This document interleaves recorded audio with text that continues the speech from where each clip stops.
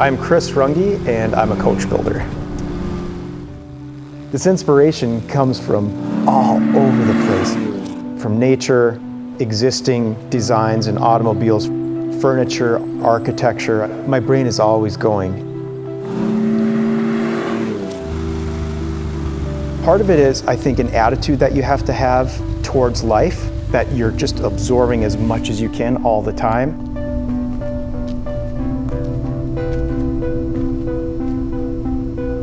When I was about 8 or 9 years old, at the farm, we had a friend of my dad's bring in a Porsche 914 to store in the barn. So I would actually sneak out to the barn and pull the cover up on the car and climb in and pretend I was driving it. I wasn't supposed to touch it, but I just loved that car.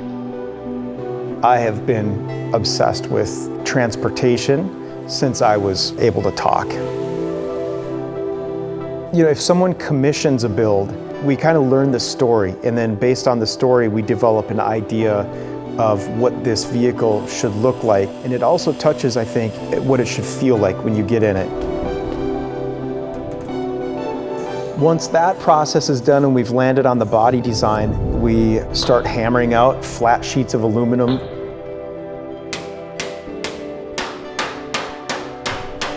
We make templates, very much how a tailor makes a custom tailored suit.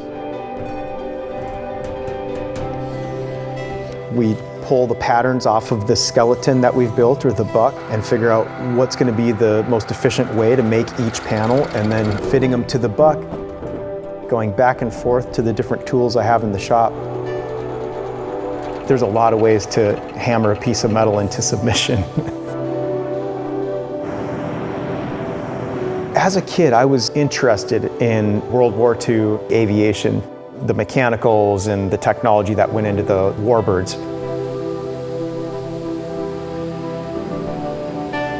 Part of the story is these guys who were taking the old aircraft part and putting them into cars and building these hot rod motors and going out and setting records. The build styles that they used on the aircraft was going right into the bodywork and the construction of the cars.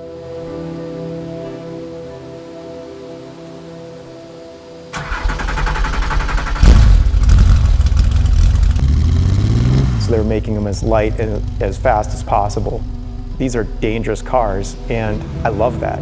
That's that same attitude and kind of that rebellion that goes into this, that death-defying, living right on the edge, you know, let's go faster.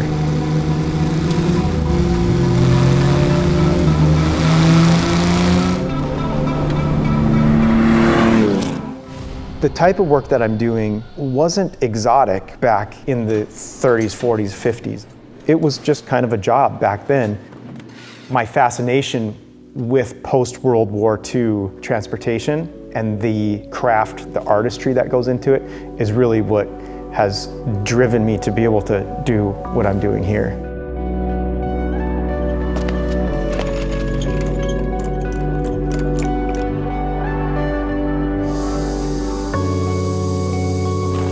My son and I are here every day, hammering out, designing, building, welding, fabricating. I don't know how he comes up with some of this stuff. I think it's really cool how he can start with nothing and just draw it out on paper and make it into something that you can actually drive down the road. You know, he starts shaping the metal, I lay out the tubes, it all starts to come together.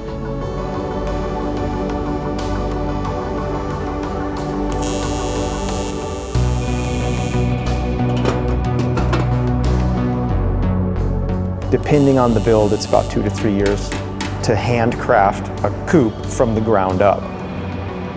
Fit windshields, design interior seats, all the mechanical tuning, suspension, bring it all together in one package and then go out, test drive it, come back, make changes, so we have a well-operating, fun-to-drive machine.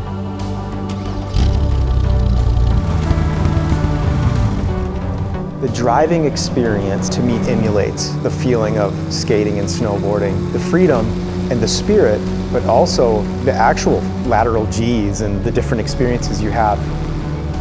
Incredible power-to-weight ratio, 330 horsepower, about 1,700 pounds, maybe a hair more than that. These cars demand you to learn them and to know them and to understand what makes them do what they do, the man and machine connection.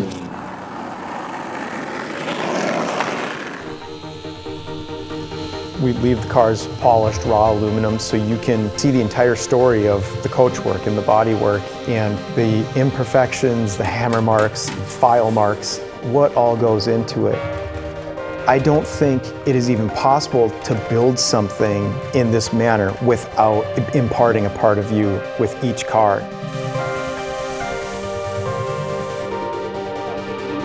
There's so many technological advances that could take place in these trades without the computer stuff, like with old school craft.